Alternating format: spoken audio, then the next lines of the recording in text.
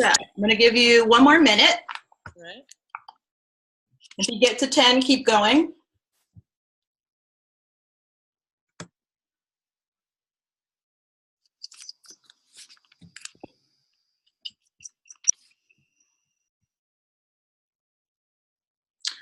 Okay.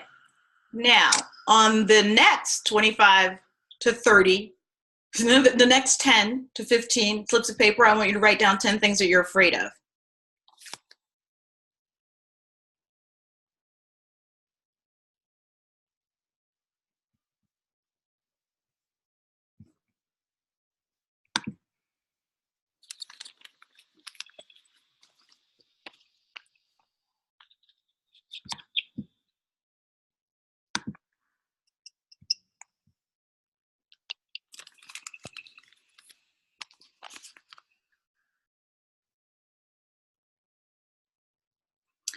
And now I want you to write down 10 things that you're proud of.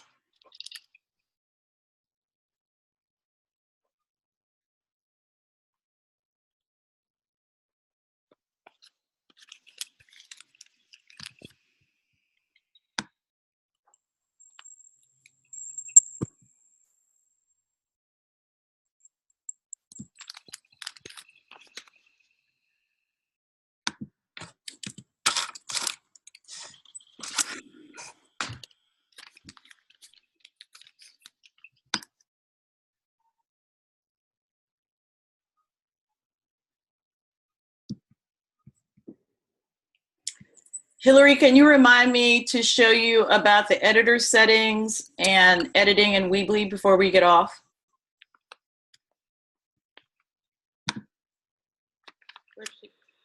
Oh, she all muted and whatnot.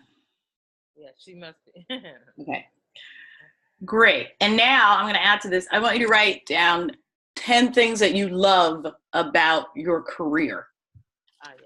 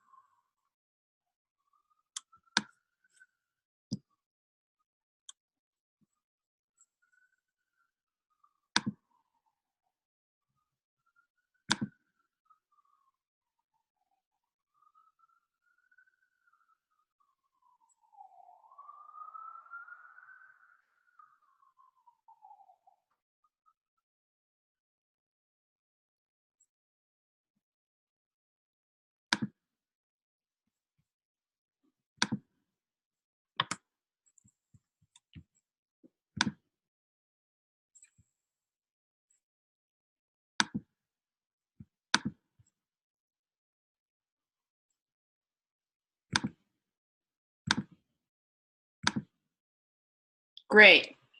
Done. Antoinette, did you get to do any of this? Do you want to respond? I could only talk myself through stuff. That's fine. That's fine. I'll come to you in a moment. But I can, but okay, but I can't, I don't have everything. That's what I was saying. I didn't do my homework. I wasn't enough time. Okay. No. I'm gonna mute myself back. Okay. So what I sent you guys, the curriculum today, I only sent it today at 5 o'clock. That's not your homework. That's what we're going to do in class today. These slips of paper. So I'm going to ask you through those things, those 10 things, and you can go back and watch this recording to remind yourself. So Shona, lay them all out in front of you, eat the slips of paper. Okay. Hillary, if you want to do it, you can. I do it every day in front of my journal. Hold on just one moment.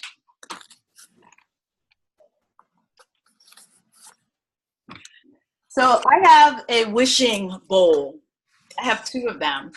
One is for my personal life. The other one is for gratitude. It's a wooden bowl. Here are my slips of paper. When I complete things, when I work through a process, the slips of paper go into a plant next to my journal chair. I now have more slips of paper in my plant than I do in my bowl. And that makes me really happy. But you have to check your bowl, which is where all the slips of paper are. You have to keep checking it, right? I don't think that manifesting is this big woo-woo thing that everybody talks about. Manifesting is just every single day doing something towards what you want to do. It's actually so much simpler than people are like, and then I have to go to yoga class, and I need to think on it, and I need to meditate. And I want to manifest more money. Okay, if I go to my bowl every morning and says, you want to manifest more money? And then I write about that, and then I go to my computer and go shopping on Amazon, I'm like, ooh, that's not what's in your bowl. Okay, it's not shopping. It's just every day I'm coming to the bowl, pulling one slip of paper out and writing about it. And writing about that, letting that germinate, will follow me all through the day.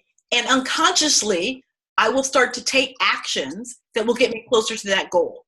If you spend all morning meditating on this is a recurring theme for me, then the things that get in the way of that theme, you're a lot less likely to do because you're manifesting on the yes, right?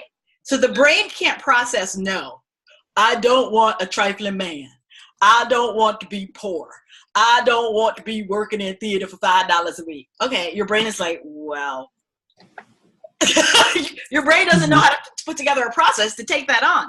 But if you say, I would like to make $100,000 a year as an actor, that's something your brain can process. If in your bowl you say, I love exploring a character, that's something your brain can process. I'm thinking about Shona and all the characters I've seen her play.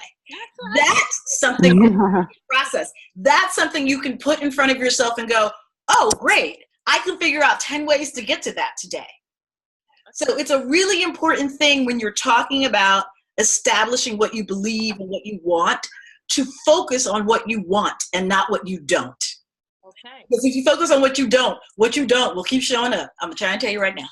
And that's why I'm taking this class. I'm trying to tell you. Now, this is going to sound really trifling, but I'm going to tell you anyway. So, I'm not a santera, but I do honor many of the traditions of Ifa. So, I went to my once a decade, I go see the Babalawo. I should probably go more because nobody likes to be truly read. And if he's a poor black man from Cuba in a village somewhere that speaks no English, he ain't got nothing to lose. He about to tell you. That's why white people go to, I don't know, Nepal and Thailand and the Amazon to go talk to the wise man in the woods, in the jungle, because they ain't got nothing to lose. They don't have all the distractions. They have the gift. It's like, I see you full of shit. Let me tell you how to do that. And that's basically what the wise man said. And I was like, what? I was like, I am tired of being alone. I'm tired with a husband. I have no husband. I'm tired of this. And I'm tired of being a trifling man. And I'm tired. And he went, ay, carajo, esa negra, mira. Okay, look. He shook something, put his hand on my head, and went, ugh. I was like, this is not spiritual and elevated. What do you mean, ugh? It was like, there's so many things up here that have nothing to do with what's in here. So let's talk about what's here, because that's the hard part. Love. Say yes, love. That we can have a conversation about. That you can do something about. This other stuff, this is to distract you from here, because your heart's desire is what wants to be manifest in the world, not your fear and your anger. And that's all anger is fear, right? Fear that I won't be able to change the thing that's making me angry. So focusing on your heart's desire is the key to opening up how you're going to get it done. You actually don't need to know how I'm going to make $100,000 a year from acting. You just have to know that you want it. and start asserting that in the world all the time and make it a part of your planning process, which is what the wishing bowl is all about, which is a tradition that I got from my great grandmother, who left her urn for me in her bedroom when she passed. Everybody had moved everything out.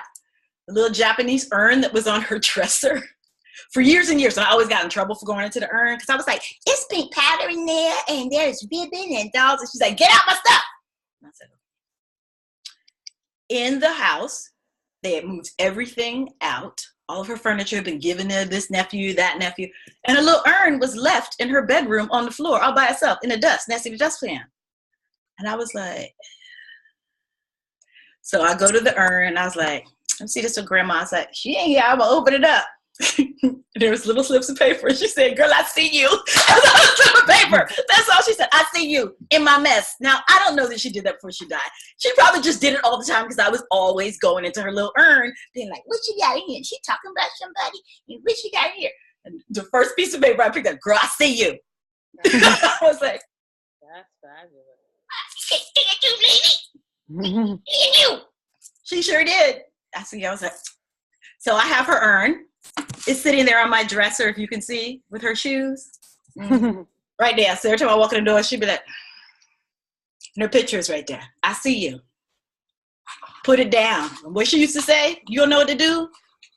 Get the paper. She said, put it on the paper.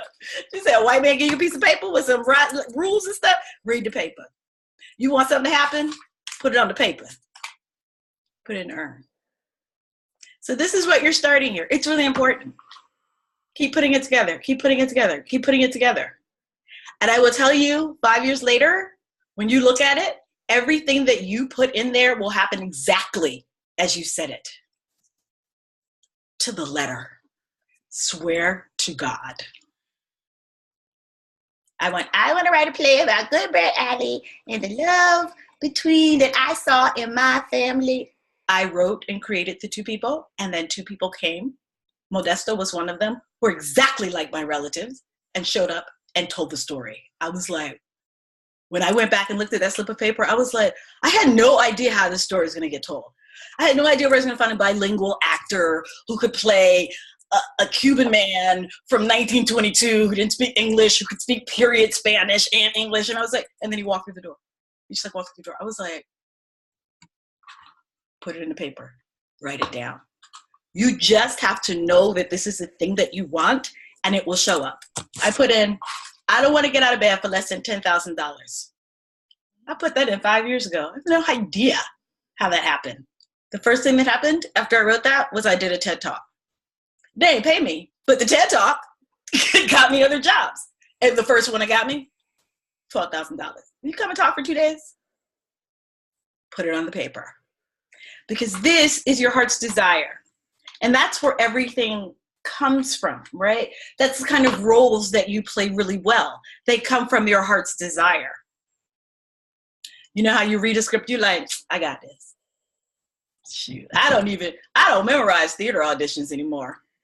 I'll just skim the script and go, I got this. Because I've trained my representatives to send me in according to my emotional chords. There are even casting directors who do that sort of consciously.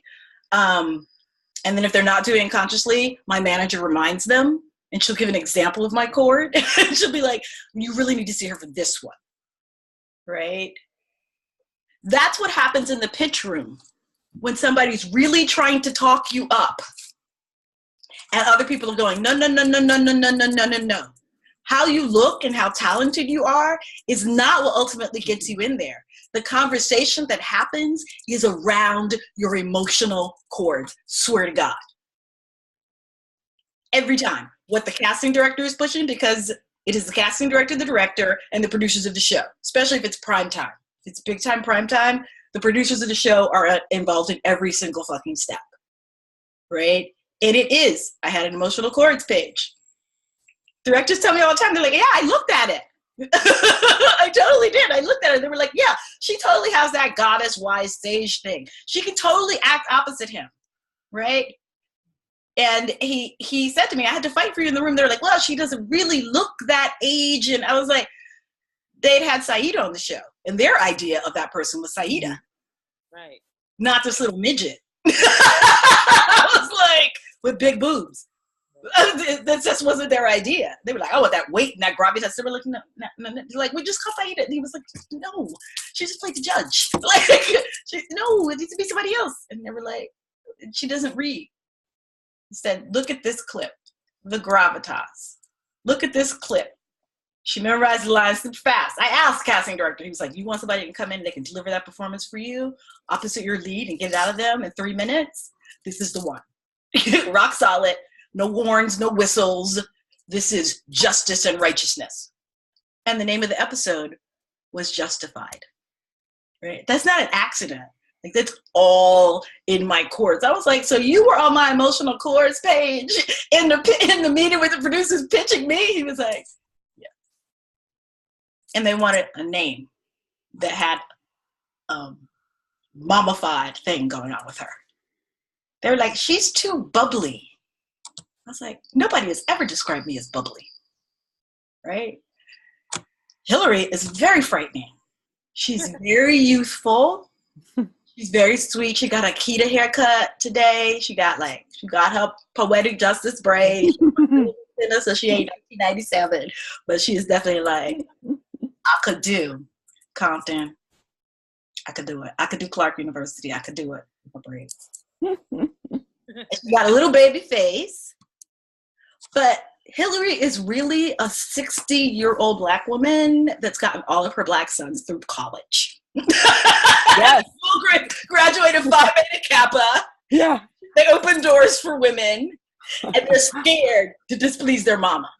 Really, inside, that is actually who Hillary is. Never mind, she looks 2 years old. Because I'm always like, shut up, you ain't number 2. She's like, you have been yelling at me for 10 years. I'm like, you ain't number 2. And then she's like, no, I'm this age. I was like, when did that happen? Like, I am grown. I was like, whatever. You got to say I'm grown. You ain't really grown. Okay. But she actually is a 60-year-old Black woman. She's deaconess at the church. She is a Delta. She don't have to put makeup. She get her hair did, and she does service. Okay? Her child belongs to all of the organizations. Okay? He does community service because he wants to, not because he was assigned to. Okay? She is a 60-year-old Black woman. She goes and watches her child do the valedictorian speech. She's been that 60-year-old woman since she was 6. When I met her, when she was like 20, she was 60 years old. No, but really, I feel as if that drug dealer on the corner, he was blocking my path. And so I should have talked to him when I was getting your potato chips. But like, he really looked in his eye like he needed someone to listen. I was like, what are you doing? Get the salt and potato chips from the bodega and bring your ass back to rehearsal. He just like, but I just had to take a moment and speak. I was like, you're 20 years old. Why do you sound like an old Black lady? I had to take a moment and speak. I was like, but that's who she is. And that's what she's going to play. Even though she all like, Kita, 12 years old looking, she's going to play that kind of gravitas. And let me tell you what the Black race truly needs. That's who she is. Like, she's correct with an attitude. This is what needs to happen. Okay? This here is what, and if you watch her on television, she just did her NCSI, Dark Objects. She is always that very scary. You're like, she's so pretty. And then she opens her mouth, and the entire scene goes silent. There's like a chill in the room. The other actors can't really act anymore because they're too scared. Watch her. It's terrifying. You're like, but she, wait, and who's the girl that used to tell you were like, that Black girl? The one that's kind of the actress with the bob. She's Black, and she's always kind of whiteified. And they're always like, you're like her. And I was like, y'all don't know. She ain't. Oh, I don't know. Maybe. You know who I'm talking about. Always get Gabrielle Union or like Aisha Tyler. That's what I'm talking about. Get her, yeah. Aisha was really pleasant, and and they're about to allow you to know what is the righteous path here. And Hillary is the arbiter of the righteous path.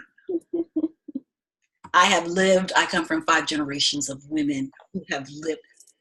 We have talked down the Klan. You are nothing. let me explain to you how this is going to go. Every single role. And she's like 12 years old. I was like, why is somebody's great aunt up in here reading people? And her husband is like, hello, quietly. Oh my God, that's a big child. Hello. Because they're your soul. They're the life's lessons that you have learned, that you're struggling with, that you've mastered, so you can play that person. They're going to impact everything you do.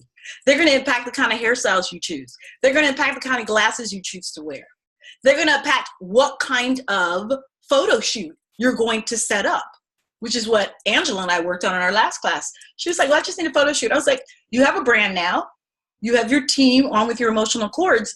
You are going to hire a creative director to design a shoot that reflects who you are. And she was like, I can do that. I was like, it needs to reflect you, not what Hollywood has decided you're going to be.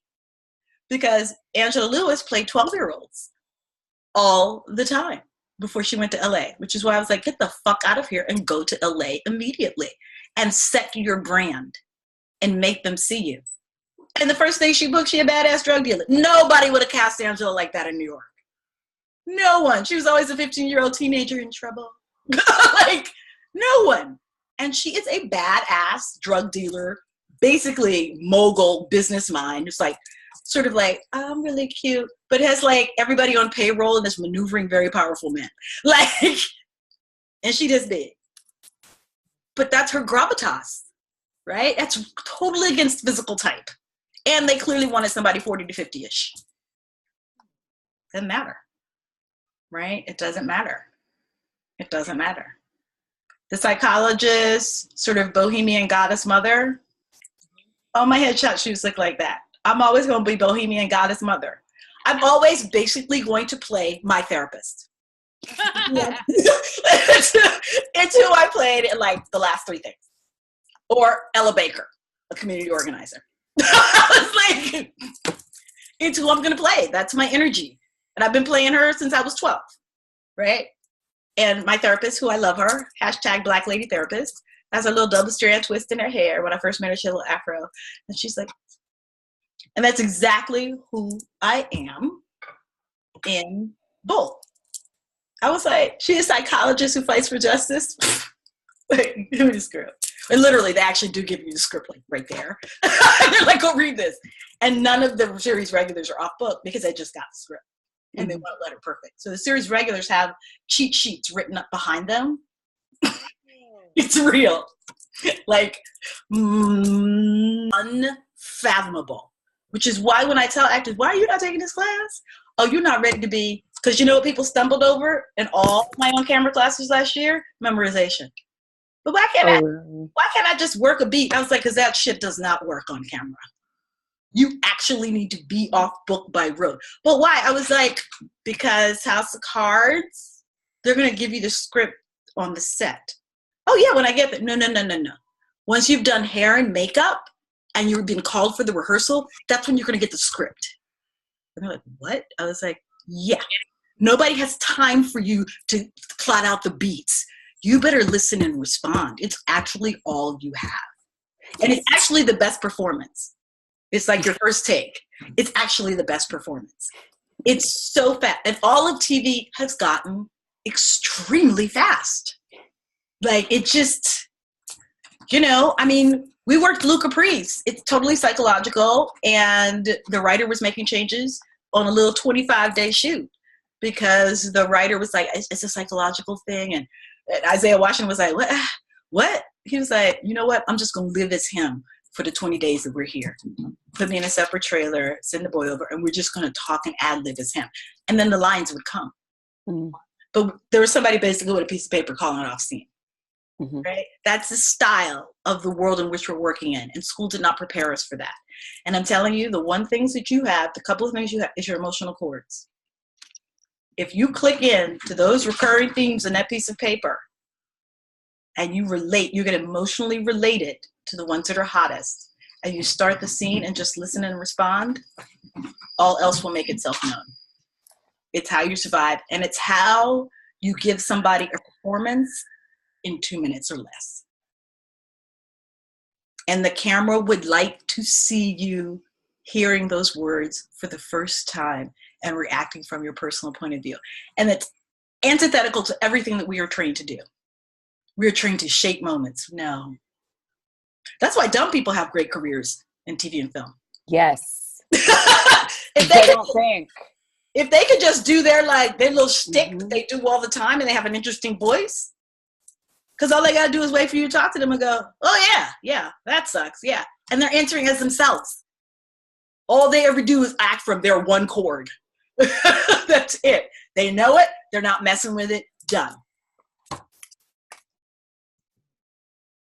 It's real. And if you mess up a line, they'll keep rolling, and then the script reader will throw the line at you, and then you'll just repeat it until you get it right, and they'll keep rolling and they'll edit it out. It's actually about the listening and the responding. Because my heart just went out to that cast. Gotham's cast too. I mean, like Jada Pinkett was on the set. She had pains on like a Tuesday. I don't know what day of the week it was, but like on a Tuesday, and it was like 3:00. She said, "I have pain. I don't want to go away." And she was like, "Oh." And they called the ambulance, and the ambulance picked her up. She's in the hospital. They took out her appendix at 6:00 that night. And guess where she was at 5 a.m. the next morning? Work. On the set. Mm-hmm. Not on morphine. Because you can't act on morphine. So you're there right after surgery in pain without morphine. And there's only one thing to have after your gut has been opened. That is morphine. Nothing else works. I'm here to tell you, nothing else. I was like, how is this woman here? She's like this. Shouldn't move. They keep giving her ice. Shouldn't move. They pick up her chair. They move her, or they move the scene to her. I was like, why is she here? They're like, 20 episodes? If she misses a day, we don't shoot. That's $500,000. Mm-hmm. Whoa. Needless to say, Jada left the show after that season. It's too much of a grind. You give your soul to be a series regular. I mean, your soul. And I'm shooting bull. Michael has walking pneumonia in our scenes. You would have no idea. No idea. We had to mime all the physical contact. He put a mask on when he wasn't working. He was on Theraflu. I was like, oh, dude. He was like, it's 20 episodes. If I'm not here, there's no show. I was like, you walk in, your wife brings the kids here to see you.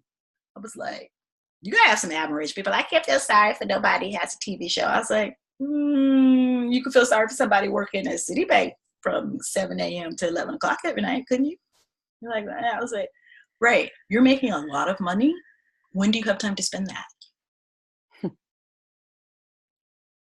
He's going on a 3-week vacation for his birthday in June.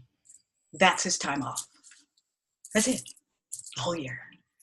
6 a.m., 10 p.m. every day. I don't know, actually. I know it's a great thing, but right now, what I know I want a recurring. Mm-hmm. I want a substantial recurring role. I could be gone for weeks and weeks, but that's what I need. That's the thing to do. It's the skill set, and then a good recurring is someone that can support the lead who has walking pneumonia because they're exhausted, right? Because they're working in the rain and the cold. They're being shuttled from here to there. They can't sit down and eat. People are stuffing food in their mouth. I was like, why are they bringing me more food? They have a mid. I thought this was fascinating. They have a mid-breakfast snack, which is basically lunch, but you don't go get it. A runner brings it to you. I was like, why are they bringing us chili at 11 a.m.? They're like, it's your mid-morning snack. I was like, why? He's like, because you're going to shoot free until 2. I was like, what? And then there's a dinner snack that somebody brings you. It's a grind. And you and I say this to people all the time when they're like, oh, I only had 2 lines. The jurors had a really hard time. When I go in for things where there's only 1 or 2 lines, they're the hardest lines in the world because you're not in the world. And you exist to support the lead. So part of learning the technique that I'm talking about is learning how to really tell the story, skim the script, read a whole script in 20 minutes. You can do it. First sentence, last sentence of each paragraph. And understand what story you are there to serve. And then understand what it is that the arc of the lead, the principal, he has an arc, especially in the show that's driven around one person. That principal has an arc. You are there to trigger things for them. Yes. not to get complicated in your performance, but to trigger. And you trigger because of your emotional gravitas. It's actually not your acting. It's actually who you are that triggers them. And that's why a smart director casts you opposite them. Right? And I was like, this is really fascinating. And you can ask a director. Like Edward Allan Bernero actually pulled me aside and talked to me. And he was like, I know you're like really petite and Michael T's really tall, but he's like, you will trigger a emotional response from him if I want to care for her and will believe that's your wife. He's like, the other girls, he's like, models, I just get a 6 foot tall model, Rashomba, she's very nice. She's not going to trigger that in Michael T. Michael T's a regular brother around the way. And he needed this little bald-headed woman to be like, what? This is my baby. And for him to be like, oh, he's like, because Michael T's a really sweet guy. But I need somebody that'll make him be like, I got to be a man. You will trigger that. You wouldn't even have to be in the scene with him. Right? And I was like, oh, so you really weren't actually casting the way I look. He was like, the bald head or whatever. He's like, Michael T in passing said he liked little natural afros. So we called it all women with natural afros. He's like, but it was the one that was going to make him go, because he's a passive, like really laid back guy. They're always going to cast the emotional type that they need to get the performance out of their principal. So when you get the script, look at that script. What does it know something about him? And I mean, for some people, it helps them to watch the show. I first skimmed the first script I got because I was like, oh, he's sort of charming, nerdy, sweet. Oh, okay, everybody likes him because he's kind of charming, nerdy, sweet. He wants to be a bad guy. He's really, really smart and analytical. He needs somebody really, really smart and analytical and also emotional to be in his little gang of people. Like, you can see that in the writing. And then, of course, when you watch the show, I was like, okay, that is manifest. Okay, so who am I going to be here? Oh, okay. Oh, okay, great. I'm his freedom fighter. That person is like in him, but not as overt. But I'm the person that's going to bring that out more and force him to stick to the principles that he's put up and said, these are my principles. So if your agents and a really good director is looking at your emotional weight, he just is. And in an hour long, he needs some emotional weight. Or he needs somebody who can give you comedy on the drop of a dime. This is something that Dennis was telling me. He's like, I could use you for comedy. He's like, you don't need 14 rehearsals to be funny. I was like, I am not funny. It was like, okay, whatever. It was like, but he didn't have to say to me, go in there and do that to him. On the set of Gotham, the director, I was doing it to the actor, what he wanted. And he's such a sweet guy, but I was really unnerving him. I could tell that like buxom Black women with lots of opinions was incredibly just distracting to him. And the director said, get him. I was like, oh my God, how is that a direction? Get him. He's a little bitch. I was like, how is that a direction? And then poor Ben is like, and then on the other side, he's like, don't be a punk. Don't let her show you up like that. I was like a gangster. I was like, because that's the tone of the show. But he was sort of like pitting these two dogs up against each other. That was his idea of that scene. And the breakdown said, I want a Shelley Winters 4 drinks in broad. That's who this one is. I was like, big Shelley Winters. I want a broad. I was like, why am I going in for this? He clearly want a chain smoking blonde, brassy blonde from the 40s. Why am I going in for this? Because your personality. Your personality. And Ben and I are the same exact size. That is not who he had in mind. I know they have another restaurant owner in Gotham who's an Italian woman. She's an actress. She's small stuff from Long Island. And she's 400 pounds. She's a bar owner. She's real. I was like, she's 400 pounds. I mean, she might be 40. She might be 55. Because she's 400 pounds, we don't know. And all she knew is this. Yeah, well, that's not gonna happen. She's horrified. I was like, whoa, what? She is just giving you that with this little. She doesn't move her face when she talks. She just moves her mouth because she might drop her cigarette if she moves too much. I'm just like, whoa, that's intense. So figuring out what that thing is that you do, like knowing you, Shona, I already have some ideas. I'm going to be interested in, do you know what you do? So talk about some of these things that came up for you in this list. Which one? Which category? Pick some that cross categories, that cross-pollinate. Crosses categories. So the thing that I love, the thing I'm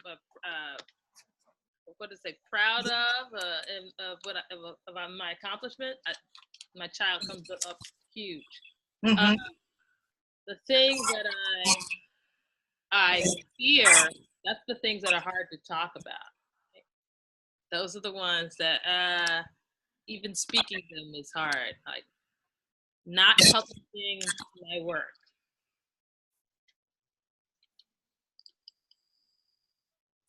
It's tough. How did that feel? Not good. Yeah, it's tough.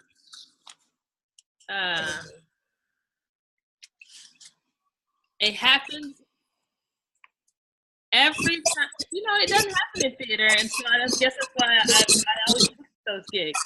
But the fear of booking the next gig. What is that sound? You know? There's some feedback or something. I'm not sure. Your feedback. Are you hearing it from me? No. Yeah, I was hearing it a little bit too. Okay. It's better now. It's better now. Mm-hmm. Yeah, but the fear of it was me, so I'm muting my. It's you. Okay. Yeah, the fear of not booking a job. Every time. It's like it's not. As I said, I don't have it so much with theater because okay. If it isn't a theater gig that, pays, it's got to pay a goodly sum for me to even consider doing the theater gig. So I don't have to worry about that. I got that. That's not. It's film. That fear. Rides right there. Hey, Cece, there's food in there. Yeah. So the things that I am proud of. I think that was one of them. I just came back from Carrie Perloff's retirement. She's retiring from ACT. And I had to give I wrote a speech. And it was most gratifying to that what I had to say and the connections. I think that's what I'm really saying. Hold on just a second. Cece, yes, get whatever food is someone who lives here too. Yeah, so there are things that, things about my fear, my arm, I heard it in a show. And this is 3 years. And it's still not well. So I have a fear that it's not going to get right. So that's a fear. What does I love about my career? Back to that speech, what was gratifying about it? It was gratifying that I wrote it and that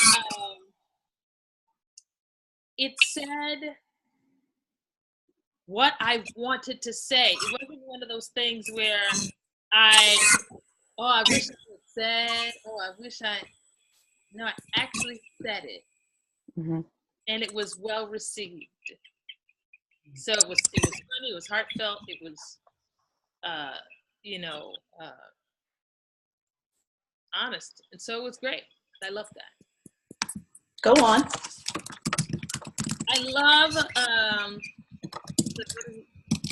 4 categories. I don't have them written. Oh, maybe I do. It's what you fear, what you're proud of, what you love about your career. Okay.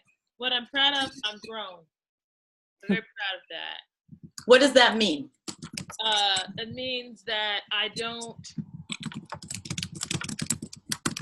There are things I can decide on how much time I take to do it. I feel when I remember, when I take my time to do what it is I need to do. And with that comes a gravitas.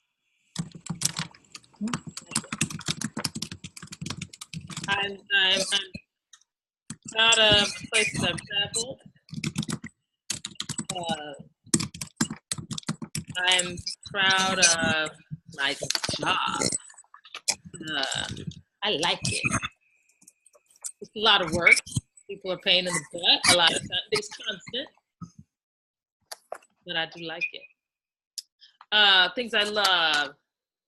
I love apple tarts. Too much. I love crazy comedy. I love coconut in all kinds of forms. I love friendships I have and friendships I've made. I love my mama. I love Tyrone, my partner.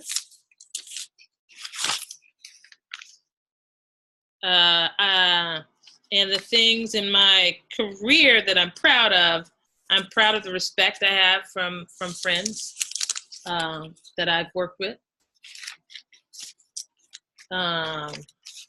Things I'm afraid of, gotten better, but I'm still afraid of the camera. Because I used to say, I think one of the things I like, there was something, I like about me, or what is it? Yeah, my laugh. Let's go back to the camera. Yes. Why do you fear the camera? Oh, well, forever I've said I'm ugly. It's forever and ever and ever. It took a long time. It actually took, looking back, I don't know, it was a few years ago, but I look back on something I was on, like Law and Order. And I went, oh, well, she's not bad looking. But it was a good 10, 15 years after I had done it that I could say that. And I was often like, get that camera away from me. If somebody was filming in a room or something, oh, get that camera away from me. I don't get that camera. I would say that over and over. And so because of that, when I was in Ukraine doing a show with Yara Arts Group, and Ellen Stewart was there, La Mama was there, and that I was there when the Iron Curtain fell. And one of my cast members was making a film. It's now a documentary. You can get it. It's called A Light from the East. And I'm on there because I was part of the group. But you didn't get my opinion.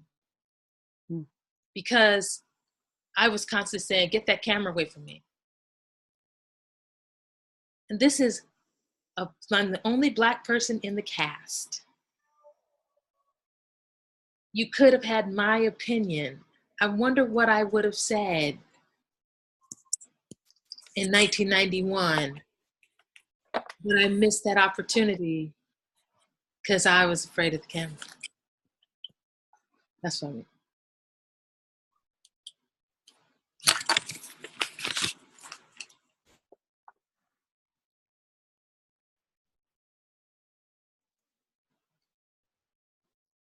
That's all I have.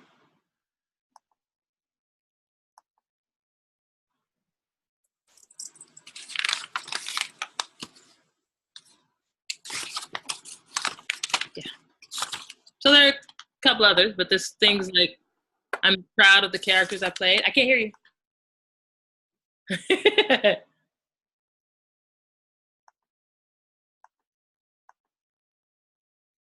You're muted, April. Check your chat. I just sent you notes about some of the things that you were saying. Okay. You can share them if you like. Some of them are based on you are very aware. And it's based on my observations of you, because I used to follow Shona Tucker. I was like, I'm going to be Shona Tucker. And it didn't help that I was in grad school. My teachers were like, you should really go see some Shona Tucker's work. And I was like, so what you trying to say? My work ain't no good. I got to be Shona Tucker? Fuck you. But then I went and saw Shona Tucker's work, and I was like, oh shit, I gotta be Shona Tucker. I gotta have gravitas. Shit. Fuck. She tall too. I wanted to be tall. Because I act like a 6'5" Mussolini, but I'm really not. That was my nickname at Vassar, Mini Mussolini. Yeah. Okay, only a couple people said it to my face, but I knew it was good. And I was like, there's nothing mini about me, first of all. Never mind, I did not deny the Mussolini part. I just said nothing mini about me, okay? Nothing at all. I would do that with Ray Parker all the time. There's nothing mini about me. And he was like, very telling that that's what you latched on to. And I'd be like, I'm leaving. But I was like, I gotta be Shona Tucker. And there she was. It was tall Mussolini. And everyone was in obeisance. Everyone was appropriately awed, frightened, intimidated, knew that they weren't smart enough to be like talking in Shona's airspace. That was clear. I went in your footsteps. I was like, well, Shona did the acting company. I have to do the acting company. Let's have to do the acting company. And I heard Shona Tucker. Shona said that we should have done this, and when we got to this theater, we should have, and then we didn't, and we paid the price. But Shona wasn't worried because Shona had places to stay, and she was staying with people that she knew in heat with her own room, and we were in a leaky motel getting pneumonia. I was like, well, basically because Shona Tucker's right. And they were like, yeah. Andy McGann was like, Shona Tucker's right. I was like, yeah. And when you're in Shona Tucker's space, you need to know Shona Tucker's right. And if you don't teach her what she needs to know, she might start teaching you. And everyone knows that. They all know it. They're like, she is going to take her razor sharp intellect and chop us up. So we best get on board because you about to get your shit red. But not like ghetto red. That we could deal with. She's really angry. They're like, not that kind of red. That kind of red was like, so it actually seems like you're having problems with my power, which is really a reflection of your inadequacy, not me. That's the kind of shit you would say to people. Be like, the white people are melting. Yes. Yes. In my observations of you, I was like, oof, you're scary. I was like, I'm not scared of anybody. Shona Tucker. You took one of my first writing classes. I was like, oh my God, Shona Tucker. No, you're fabulous. You got me to write my play. Yeah, but I was like this. I saw your little name pop up, made a little payment. I was like, oh, shit. No, it's great. And then when I went to interview for Vassar, I interviewed for Shona's job that she has now. And they were like, yeah, there's one other candidate, Shona Tucker. I was like, well, I might as well just get back on. Can you give me my receipt? I was like, here's my train ticket. Can I get reimbursed? They were like, I was like, I'm going to go see Kenny and some people that I know and Terry, and then I'm going to go. They were like, but you're going to teach your class. I was like, there's no need for all of that. Why? I was like, Shona Tucker's got this. It's Shona Tucker. It's the kind of Black woman that Vassar really needs. I'm enjoying it. I love this gig. I'm not. You're really good at it. I was like, Shona Tucker good this. And it was New York Theater Workers that put me up to it. And they were like, well, how did it go? I was like, oh, it was great. It's going to somebody else. They were like, well, what? I was like, it's going to Shona Tucker. And everybody's like, and Jim Nicola is like, like Jim does. You did good, Jim Nicola. That's funny. I love him. He's one of my dear hearts. And I was like, yeah, I know, Jim. Just say it. He's like, no. I was like, yes, the only other Black woman scarier than me. He's like, I didn't say that. Now, you did, as I recall, cause the marketing woman's lung to collapse during your solo show. I was like, I can't help it that she wasn't doing her job. He was like, and she was sent to the hospital. I was like, then somebody came in and did her job, right? And he was like, and I was like, okay. I was like, but Shona Tucker, she wouldn't just collapse the lung. She just would not have a job. They would have done an instant search, and then everybody would have been apologizing for why Shona had to be subjected to this level of incompetence. Thank you for the compliment. Like the justice of the peace. Whereas I'm just stank. I'm just like basically a gay man. I'm like, Clinton doesn't know what she's doing, so let me allow her to know. All the gay men love me. So I'm scary like a gay man. Scary like the hand of justice reaching in across 400 years of slavery and taking Freud and destroying them, pulling up all people's shit, all their Freudian fears. You've got mail. Yes, that's your thing. And that's the place that you're comfortable, Shona. That really is. All the places of unsurety and uncertainty are the places where you're afraid. Vulnerability. Mm-hmm. Vulnerability. I never see. Maybe right now, maybe it's the locks that just mellow you out. Vulnerability is not a place where you are comfortable. That's true. And now I know why. Why? Read your notes. Yeah. But thank you for sharing that. Read your notes. Success. Situations you completely have in hand. Grown. Having control. Not answering to anyone or their expectations. Gravitas on not adhering to anyone else's expectations. Keep going. You ain't got to read it out loud. I want you to find the section I'm talking about right now, where the source of that is. Yeah. When you said I'm afraid of the camera, the physical body, the mortality, the flesh, and I understand this because I was like, I'm black and bald with a flat nose and chubby. Ain't nobody gonna care about how I look. So I might as well be really smart because I'm not pretty. That's what I heard. And I was like, that's what's driving all of that sort of intellectual ferocity, right? But what would happen if you was smoking hot and if Maggie had been your teacher, she'd have made you do a sexy scene with your titties pushed up and 3 or 4 men adoring you because you actually need that. So you're taking all this Freud-like brain, which is how your brain sort of works. You like assess the emotional problems going on in the room, the intimidation, the fear, you come deal with that. And then you assess who thinks that they're a leader and they can play political games with you, and then you diffuse that. So you take the emotional into the intellectual and you run the room. Without anybody even feeling like you ran the room. Except when you come up against a bunch of other black women, then that's a whole different set of situations. So, because they all have some of the same shit going on, right? So it's just like, it's exhausting. I was like, hence I don't do black plays. Okay, so looking at that fear, because you are like Diana, goddess, woman, bitch of the world, Robin Wright pen shit. What would happen if you embraced that? Mm-hmm. Mm-hmm. Mm-hmm. Yeah, there's things that I can. As I said, I can now see myself on camera mostly.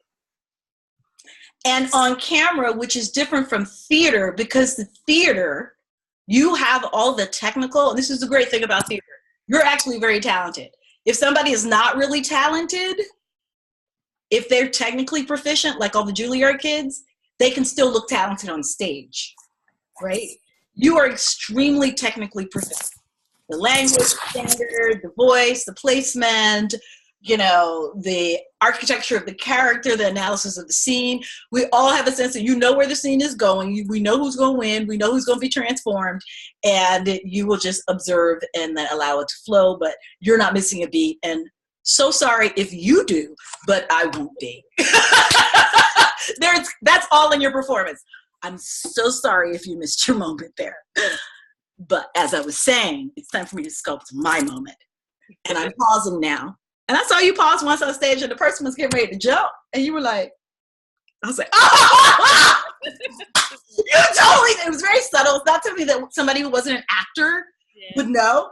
But I was like, she was basically like, I have a moment here that I planned but now I have laughter. So after the laughter, I'm going to take my moment. And if your ass starts talking, we're going to have a problem.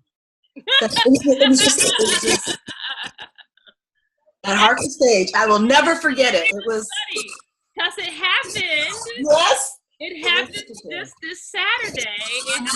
That's funny. Because Anika Noni Rose gave her speech, but the crowd was talking, and she said, "I'm gonna hold here. I'm gonna wait for you. When you're done, I'll start." So the crowd was like, "Ooh." They were talking, and I was like, "I'm not gonna say anything. I'm just gonna." I'm a Shona Tucker them. Yeah, that right there. That Mary McLeod Bethune thing you got going. But I didn't have to. It felt like she was threatening them. You know, the way I didn't have to. What's a line from Phenomenal Woman? I don't have to shout. Talk real loud. That's what it felt like. Well, because you terrify people. You're aware of how you terrify people, right? You're aware of it, right? No? No, but that's funny because that is what my kid says. That's funny. That's why God made you tall. I'm clearly aware of terrifying people. And if I were tall, it would be really bad, which is why God made me a midget. And I think it's very unfair. But because you're tall, you're not aware how. Because the air up there is so much rarer and nicer than all the air full of fear down here. You can't even smell all that. You're like, whatever happens down there with you, that's no longer my responsibility. The air up here is quite lovely. And you're always very pleasant as the destroyed one slinks away. So you're always controlling the situation. And you're not comfortable in situations where you're not in control. So let's think about some characters like that. Hillary, did you know Shona before this? No. You don't know all that is Shona Tucker. No. You're about to find out. Go read some reviews about her. Okay. The problem is you're frightening and then white people still like you. I'm frightening and then they're like, and they don't like me. And I'm like, I'm fine with that. And you're just like, I don't understand why you're having a problem with me. I'm such a pleasant person. They felt a little off kilter, but that wasn't my experience there. You're very pleasant while they're destroyed. Just destroyed. Like, never gonna act again, gonna quit acting. They got their hand little flummoxed on stage. Yes, you did it in a play. I was just like, she just went. Finish Jimmy's thing. And whatever you were going to do was going to be that deep anyway. So let me do my thing. Okay. Yes, Miss Shona, you do it. Andy McGinn and I were talking about you. He was like, yeah, you about to be on your A game. And Andy McGinn is a brilliant actor. He was like, yeah, we can't be messing around with the Tucker. I was like, I was like, can't be messing with the Tucker. He's like, you're not like the Tucker. I was like, I am. He's like, nah, you're cute. I was like, cute. I have gravitas. And he was like, nah, you're cute. I was like, I am not cute. I have gravitas. People are afraid. And he went, I was like, I want to be a Shona Tucker. I love fear. I want to induce fear in the hearts of man. But Hillary, I love your note. Thank you for this note because you got it early. Your teacher told you must accept your beauty. He stopped in the middle. I was doing Titania. It's like a 7-minute speech. And he goes, Hillary, you cannot do this speech if you do not accept your beauty. You must. She knows she's the most beautiful person in the room. She knows it. She's the queen of the fairies. She knows it. He goes, I'm good at my job. You need to learn how to do this. Well, since I'm reading people, your fear is exactly the opposite, Hillary. You have all the control. So the manifestation of the disease that Shona has is exactly like yours, but the source of the disease is completely different. No, that's true. The source, when I first met Hillary doing a play and she walked into the room, every woman in the room automatically hated her. And I was like, and then she was crying through every beat and they were like, and I was like, she got hair like a white girl that move, and she pretty. What? And she can act. Why am I mad? You can be mad because she got what, good hair? What? It moves. Get over it. Oh, she playing that hair. I was like, and she can act. I was like, oh, so you pretty. So that's why you overcompensating by being so hard. I was like,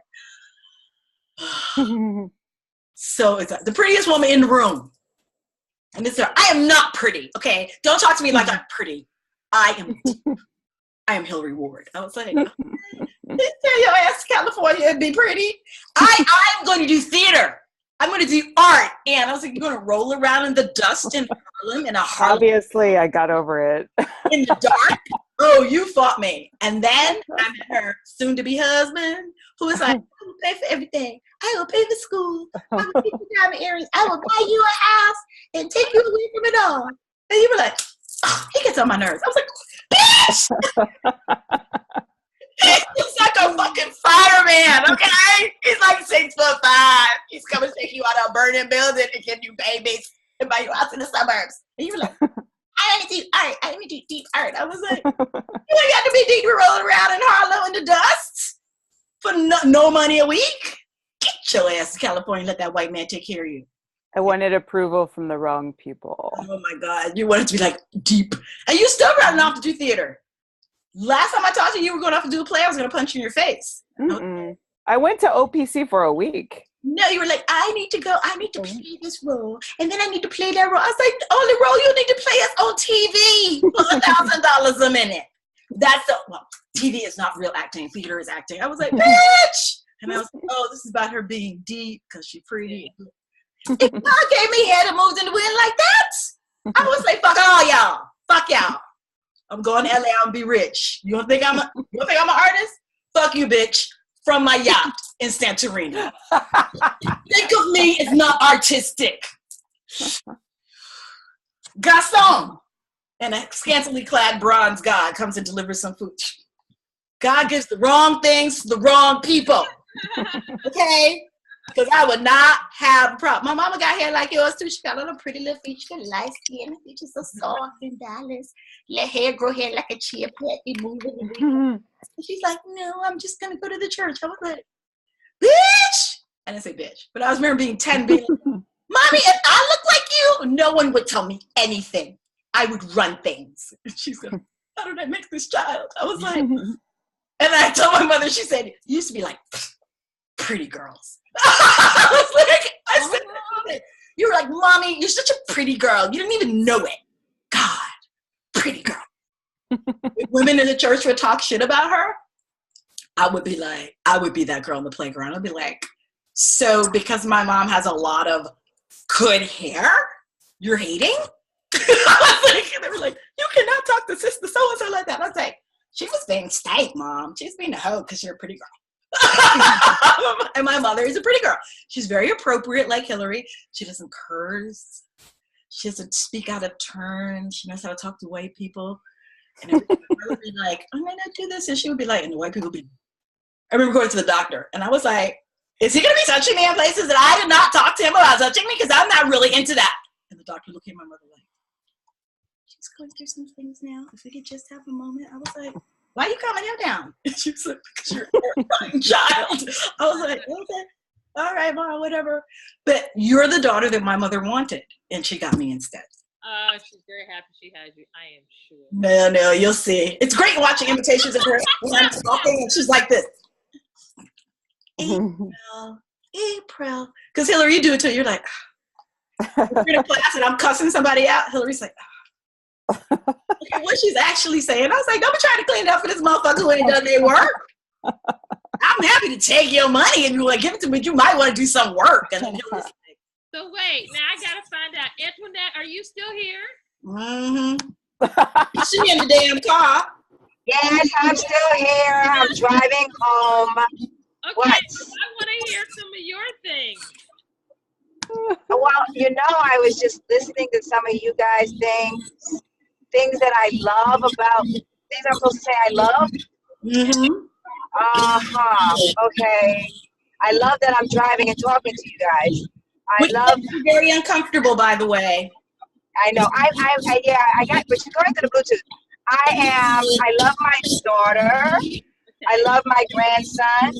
I love that I'm retiring next month. Wow, great. Yes. Thank you, Jesus. And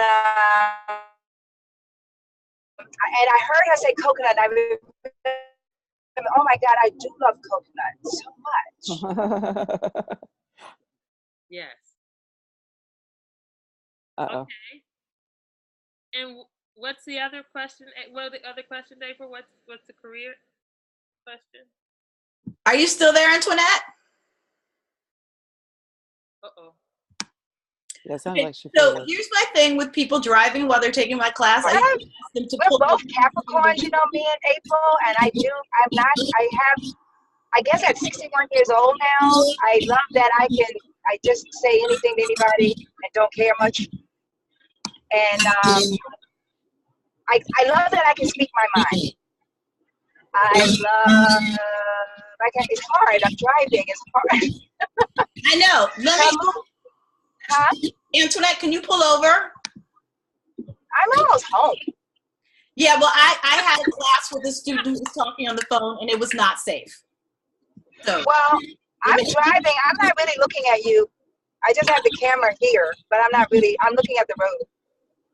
all right, you can't be driving next time we have class. Not safe. I'm not. I just told you that was a fluke. I had all plans of doing this and going right home and being home and on my computer. What It was are not you planned. afraid of? Huh? What are you afraid of? I'm afraid of heights. I'm afraid of snakes. I'm afraid of, again, I said I love my daughter, but I'm afraid of her too. Why? I am, because she's going through a lot right now and she's being really scary mentally. And she's 33 and she's still in my house, which I just Uh-oh. put her out yesterday. Oh. And I changed. I am afraid. I was afraid of the stage, and I'm still a little bit afraid of it. I'm afraid of just forgetting all my lines and my mind going blank, which it has done that to me. I have that fear too. I'm afraid. Yeah, it's weird.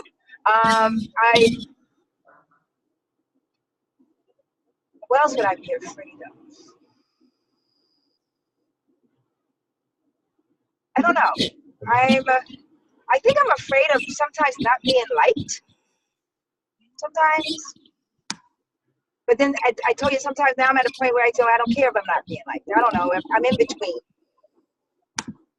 I'm afraid of not finishing what I start. Ooh, that's good. That's a good. I don't know. I think sometimes I don't know. I don't know. I don't know. It's hard right now, I guess, to think of it.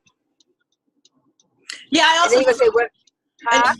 I know about some of the stuff you're going through. That's why I want you to be sitting in a room, and I want you I want you to write these things down, and then I want to go through them during class next week. I know. My husband just passed away. So Sorry. afraid of. Sometimes you're afraid that you don't do enough.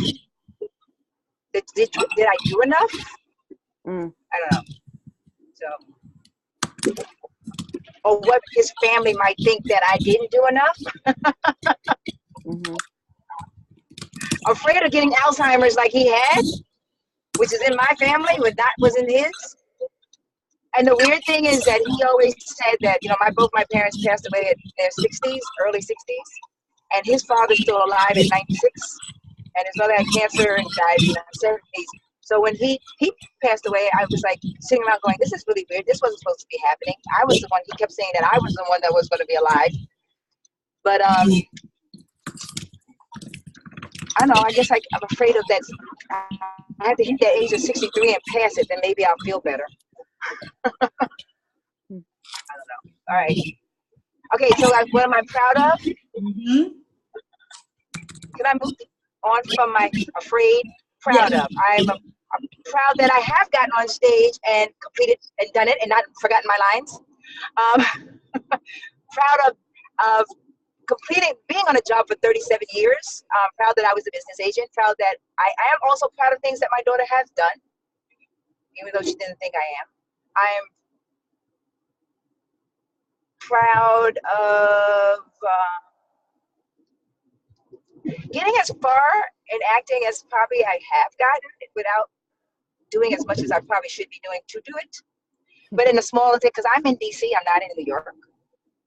So yeah, I guess you have more chances in New York than DC. But maybe the pick for older Black women are smaller here than it would be in New York. I don't know. Proud that I sometimes try to get over my fear of heights, but it doesn't always work. And I can't think. That's it for now. I know I have to write it down on paper.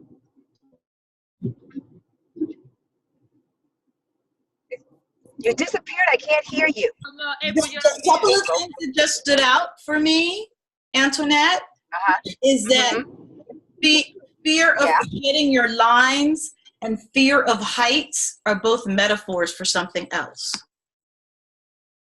What are they metaphors for? Because I have that fear of forgetting my lines too. I have it.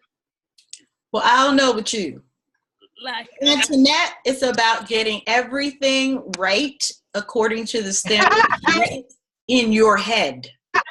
So you could completely be delivering, but what I know of you is you won't think it's enough. And nobody can tell you that it's right. enough because the standard you have for yourself is one that you've created internally. So what other people think is irrelevant.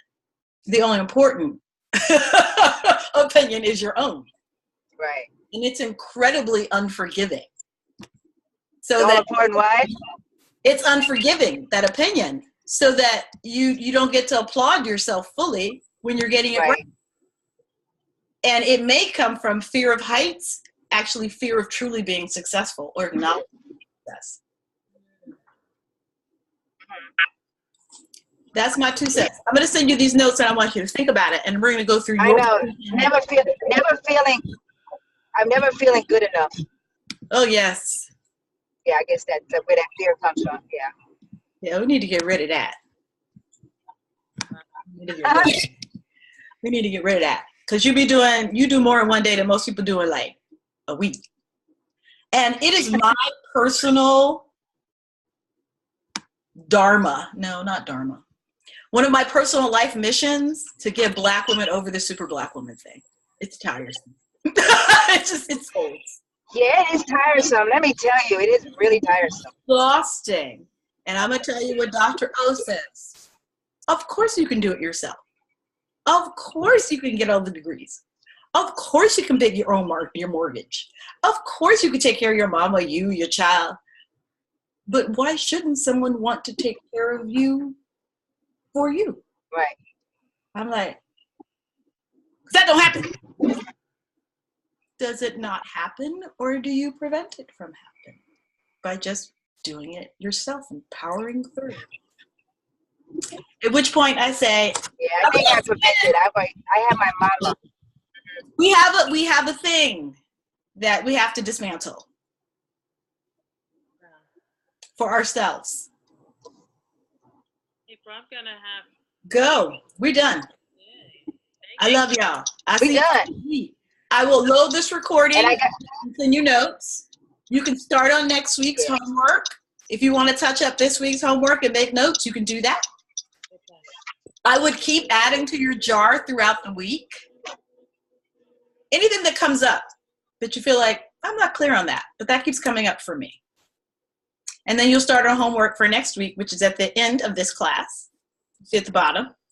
I have also included a survey at the bottom that I would love for you guys to fill out